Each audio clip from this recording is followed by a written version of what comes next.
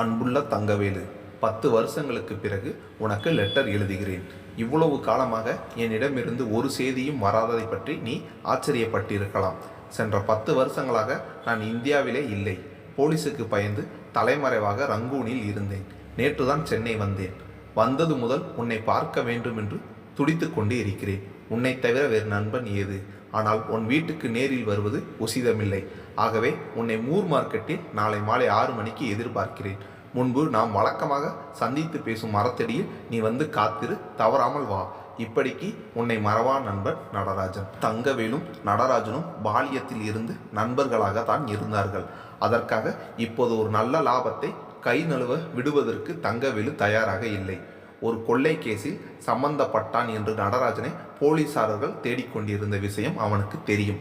அவனை கண்டுபிடித்து கொடுப்பவர்களுக்கு 500 ரூபாய் பரிசு அளிக்கப்படும் என்று விளம்பரம் செய்யப்பட்டிருந்ததும் தெரியும். ஆகவே தன்னை சந்திக்க போகும் நடராஜனை போலீஸ்காரர்களிடம் பிடித்து கொடுத்துவிட்டு 500 ரூபாய் பரிசை பெறுவதுதான் புத்திசாலித்தனம் என்று தங்கவேலு தீர்மானித்து விட்டான்.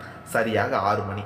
நடராஜன் தங்கவேலு இருந்த இடத்திற்கு வந்தான். வந்தவன் சட்டென்று ஒரு கடிதத்தை தங்கவேலின் பையில் போட்டுவிட்டு, என்னை போலீஸ்காரர்கள் பின்தொடர்ந்து வருகிறார்கள். ஆகவே இந்த இடத்தில் பேசுவது ஆபத்து.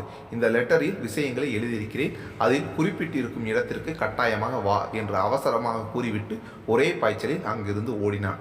ஆனால் தங்கவேலு தகவல் தந்திருந்த போலீஸுக்காரர்கள் லேசுப்பட்டவர்களா?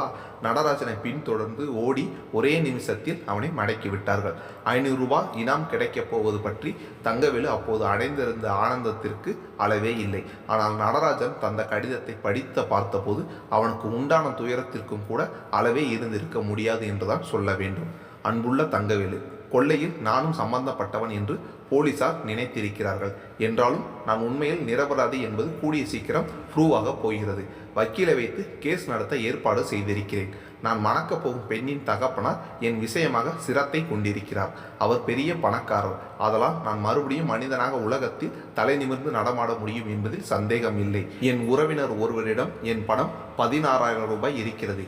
என் நட்புக்கு அறிகுறியாக அதை அப்படியே உன்னிடம் கொடுக்க தீர்மானித்திருக்கிறேன். நாளை காலையில் மாம்பலம் ரயில்வே ஸ்டேஷனுக்கு பக்கத்தில் நீ என்னை சந்தித்தால் நேரில் விவரங்களை சொல்கிறேன். உடனே சென்று அவரிடமிருந்து நீ அந்த தொகையை பெற்றுக்கொள்ளலாம். ஏழ்மை நிலையில் இருக்கும் உனக்கு இந்த அற்ப உதவியாவது செய்து முடித்திருப்பது பற்றி எனக்கு மகிழ்ச்சி. இப்படிக்கு உன் நன்மையை கோரும் நடராஜன்.